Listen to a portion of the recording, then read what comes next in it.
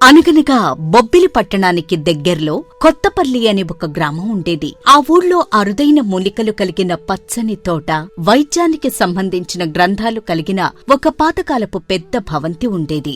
ఆ ఇంట్లో రాఘవయ్య, అతని ఇద్దరు కొడుకులు ప్రకాష్, వికాస్ ఉండేవారు. వాళ్ల తాతగారు గొప్ప ఆయుర్వేద వైద్యులు. ప్రకాష్ కు ఆయుర్వేదం మీద శ్రద్ధ ఎక్కువ ఉన్నందున తాతగారి వారసత్వాన్ని కొనసాగించాలని ఆశ ఉండేది. కాని వికాస్ కి మాత్రం ఆధునిక వ్యాపారాల మీద ఆసక్తి. ఈ పాతకాలపు వైద్యం మీద అస్సలు నమ్మకం ఉండేది కాదు. ఇదిలా ఉండగా ఒకరోజు రాఘవయ్య గారికి వయసు మళ్లినందున ఆరోగ్యం క్షీణించి ప్రకాష్, వికాస్లను పిలిచి ఇలా అంటారు. చూడండి నాయనలారా, ఇంటి చుట్టూ ఉన్న తోట, ఇంట్లో ఉన్న వైద్య గ్రంథాలు మన కుటుంబానికి వెలకట్టలేని ఆస్తి. ఇవి మీ తాతగారి కాలం నుండి కాపాడుకుంటూ వస్తున్నాం. ఇక మీదట కూడా మీరు దీన్ని కాపాడుకోండి. మీరిద్దరూ కలిసి ప్రజలకు సేవ చేసుకుంటూ సంతోషంగా ఉండండి. ఇదే నా చివరి కోరిక అంటూ రాఘవయ్య కన్నుమూస్తాడు. అప్పుడు ప్రకాష్, వికాసులు మిక్కిలి దుఃఖంతో, నాన్నగారు, మీకు నేను మాటిస్తున్నాను, ఎట్టి పరిస్థితుల్లోనూ తరతరాలుగా వస్తున్న ఈ వైద్య వృత్తిని కొనసాగించి మీ మాట నిలబెట్టుకుంటాం. తప్పకుండా మీరు కోరిన విధంగా నడుచుకుంటా నాన్నగారు.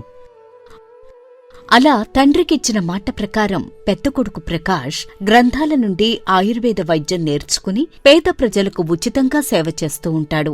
ఓ రోజు ఒక వృద్ధుడు ప్రకాష్ దగ్గరకొచ్చి, బాబూ, మా సూరిగాడు 4 రోజుల నుండి తీవ్రమైన జ్వరంతో చాలా బాధపడుతున్నాడు బాబూ. త్వరగా మందిచ్చిండి కాపాడయ్యా, నీకు పుణ్యం ఉంటది. ఇతను మన రాజు వాళ్ళ నాన్న కదా? రాజేమయ్యాడు మీరు తీసుకొచ్చారు? ఏం చెప్పమంటారు బాబు, పెళ్ళాం చెప్పుడు మాటలిని తండ్రి ఏమైపోతాడో అని కూడా ఆలోచించకుండా సూర్యునిక్కడే వదిలేసి ఆడాళ్ళ అత్తగారింటికి మా కమ్మార్చేశాడయ్యా.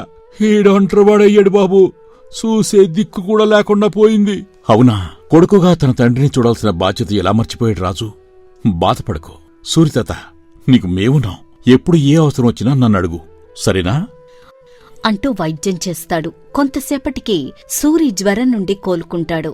అప్పుడు ప్రకాష్ సూరితాతను తీసుకొచ్చిన వృద్ధుడితో ఇలా అంటాడు. ఈ ఊరు మీ కుటుంబానికి ఎంతో రుణపడుంది బాబు.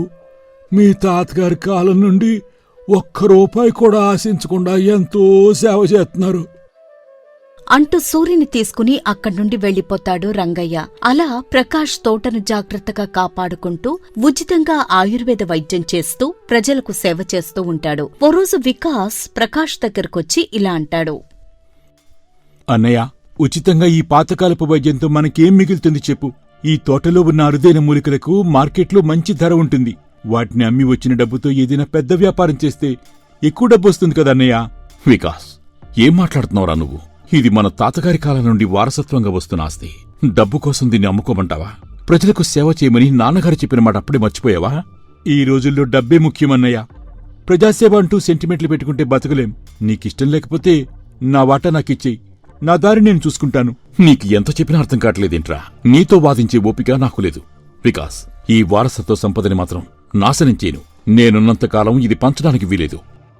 అలా ఇద్దరి మధ్య వాదన పెరుగుతుంది. ఇక చేసేదేమీ లేక వికాస్ మనసులో అన్న మీద, ఆ వారసత్వ సంపద మీద ఏహ్యభావం పెంచుకుంటాడు. ఓ రోజు ఒక పెద్ద ఫార్మాస్యూటికల్ కంపెనీ ప్రతినిధి శర్మ వికాస్ ను కలుస్తాడు. మిస్టర్ వికాస్, మీ తాతగారి అరుదైన వైద్య గ్రంథాల గురించి, మూలికల తోట గురించి మేం విన్నాం. వాటిని మాకు అమ్మితే మీకు ₹1,00,00,000 ఆ గ్రంథాల్లోని కొన్ని ఫార్ములాలు మాకు తెలిస్తే చాలు. శర్మ ₹1,00,00,000 అని చెప్పగానే చిన్నవాడు వికాస్ మనసులో దురాశ పెరుగుతుంది. అన్నయ్య ఎలాగో ఒప్పుకోడని ఎలాగైనా దొంగిలించి రహస్యంగా ఆ గ్రంథాలను శర్మకు అందజేసి డబ్బు సంపాదించాలని పథకం వేస్తాడు. ఓ రోజు రాత్రి వికాస్ రహస్యంగా గ్రంథాలు దాచిన గదిలోకి వెళ్లడానికి ప్రయత్నిస్తాడు. కాని గదిలో ప్రకాష్ ఏదో చదువుతూ కనిపిస్తాడు. తన ప్రయత్నం విఫలమైందని నిరుత్సాహంతో వెనక్కి వచ్చేస్తాడు వికాస్. ఆ తర్వాత సులోచన అనే ఒక పనిమనిషికి డబ్బు ఆశ చూపి ఇలా అంటాడు. ఇదిగో సులోచన, నువ్వు ప్రకాష్ అన్నయ్య గదిలోంచి ఆ పాత పుస్తకాలు కొని తీసి నాకు రహస్యంగా ఇస్తే నీకు బోలెడు డబ్బులిస్తాను. అయ్యో బాబుగారు, అది దొంగతనం కదా. ప్రకాష్ బాబుగారికి తెలిస్తే కేటైనా ఉందా? నా వల్ల కాదు బాబు. ఎలా తెలుస్తుంది? తెలిసినా ఏం కాదులే, నేను చూసుకుంటాను. అవి మా తాతగారివి, అందులో నాకో హక్కుంది. నువ్వు చేయాల్సిందల్లా అవి నాకు తీసుకొచ్చి ఇవ్వడమే. అని చెప్పి సులోచనను ఒప్పిస్తాడు వికాస్. సమయం కోసం ఎదురుచూస్తున్న సులోచన కొన్ని రోజుల తర్వాత ప్రకాష్ పనిమీద పక్క ఊరు వెళ్లడం గమనిస్తుంది. ఇదే సరైన సమయమని భావించి కొన్ని గ్రంథాలను దొంగిలించి వికాస్కిస్తుంది సులోచన. వీటిని చూస్తుంటే చాలా సంతోషంగా ఉంది. ఇప్పుడు వీటిని తీసుకెళ్లి ఆ శర్మగారికిస్తే కోట్ల రూపాయలు నా సొంతమవుతాయి. ఇంతకంటే డబ్బు సంపాదించే మార్గం మరొకటుండదు అని అనుకుని గ్రంథాలను తీసుకువెళ్లి శర్మను కలుస్తాడు వికాస్. శర్మగారు, వీటిని సాధించడానికి చాలా కష్టపడాల్సి వచ్చింది. ఇదంతా నేనే చేశాను అని మా అన్నయ్యకి తెలిస్తే చాలా పెద్ద సమస్య వస్తుంది. త్వరగా డబ్బివ్వండి, నేను వెళ్తాను. మీ అన్నకంటే నువ్వు చాలా తెలివైనవాడిలా ఉన్నావు. కష్టపడకుండానే చాలా డబ్బు సంపాదించవా అంటూ డబ్బిస్తాడు శర్మ. ఇదిలా ఉండగా కొన్ని రోజుల తర్వాత ఒక భయంకరమైన అంటువ్యాధి ఆ ప్రాంతంలో ప్రబలుతుంది. బాబు ప్రకాష్ బాబు, రాత్రి నుండి విపరీతమైన ఆయాసం, శ్వాస సరిగ్గా ఆడటం లేదు బాబు. ఏ కషాయం తాగినా నాకు తగ్గలేదు. నాకు చాలా భయంగా ఉంది బాబు. నువ్వే ఎలాగైనా కాపాడాలయ్యా. ఈ వ్యాధి లక్షణాలు చూస్తుంటే చాలా ప్రమాదకరంగా ఉంది. ఈ లక్షణాలకు సంబంధించిన వ్యాధి గురించి మా తాతగారి గ్రంథాల్లో ఉండే ఉంటుంది. విరుగుడు కూడా అందులోనే ఉండుంటుంది. కొంత సమయం ఇవ్వండి, ఇప్పుడే వెళ్ళి నేను తెలుసుకుంటాను అని చెప్పి ఇంట్లోకి వెళ్లి తన తాతగారి గ్రంథాలను వెతుకుతాడు ప్రకాష్. కొన్ని ముఖ్యమైన వ్యాధులకి సంబంధించిన గ్రంథాలు అక్కడ కనపడవు. వెంటనే తమ్ముడు వికాస్ పనిమనిషి సులోచనను పిలిచి, ఇక్కడ ఎంత వెతికినా కొన్ని ముఖ్యమైన గ్రంథాలు కనిపించడం లేదు. ఇంట్లో మనం ముగ్గురం తప్ప ఎవరం లేవు. మర్యాదగా నిజం చెప్పండి, ఏమయ్యా ఈ పుస్తకాలు అంటూ అనుమానిస్తున్నట్టు గట్టిగా నిలదీస్తాడు. అలా ప్రకాష్ కోపంతో గట్టిగా అడిగేసరికి సులోచన భయంతో, నన్ను క్షమించండి బాబు. వికాస్ బాబు గారే డబ్బు ఆశ చూపి నాతో ఆ దొంగతనం చేయించారు. ఇంకెప్పుడు ఇలాంటి పనులు చేయను. నన్ను మన్నించండయ్యా. ఎంత పనిచేసావురా! నీ ఒక్కడి స్వార్థం కోసం పూర్వం నుండి ఎంతో జాగ్రత్తగా కాపాడుకుంటున్న గ్రంథాలను అమ్ముతావా? ఇప్పుడు వచ్చిన రోగానికి సంబంధించిన విరుగుడు కూడా అందులోనే ఉంది. ఈ రోగాన్ని ఎలా తగ్గించాలి? ప్రజల ప్రాణాలతో చెలగాటమాడతావా? అదే రోగం మనకొస్తే ఏం చేస్తావు? నీ దగ్గర ఉన్న డబ్బు కాపాడుతుందా? అన్నయ్య, నన్ను క్షమించన్నయ్య. ఎక్కువ డబ్బు వస్తుందనే అత్యాశతో నేనే వాటిని శర్మ అనే ఆయనకి అమ్మేశాను. డబ్బు వ్యామోహంలో ప్రాణాలను కాపాడే గ్రంథాల విలువ తెలుసుకోలేకపోయానన్నయ్య. ఇప్పుడేం చెయ్యాలి అననుకుంటూ ఏదో తెలిసిన చిన్నపాటి వైద్యం చేయడానికి ప్రయత్నం చేస్తాడు ప్రకాష్. మరుసటి రోజు శర్మ అనుచరులు కొందరు మిగిలిన గ్రంథాలను కూడా బలవంతంగా తీసుకువెళ్లడానికి ప్రకాష్ ఇంటికి వచ్చి ఇలా అంటారు. ఇక వికాసో, మీరిచ్చిన గ్రంథాల్లో మొత్తం కార్పొరేట్ వైద్యాన్ని శాసించగల ముఖ్యమైన జబ్బులకు సంబంధించిన సూత్రాలున్నాయంట. కాబట్టి ఇంకా మీ దగ్గరున్న గ్రంథాలు తీసుకురామని శర్మగారు పంపించారు. ఇప్పటికే వాటి విలువ తెలుసుకోలేక డబ్బుకు ఆశపడి కొన్ని గ్రంథాలు మీకిచ్చాను. ఇంకా మిగిలిన వాటి కోసం వచ్చారా? అవి మీకివ్వడం కుదరదు.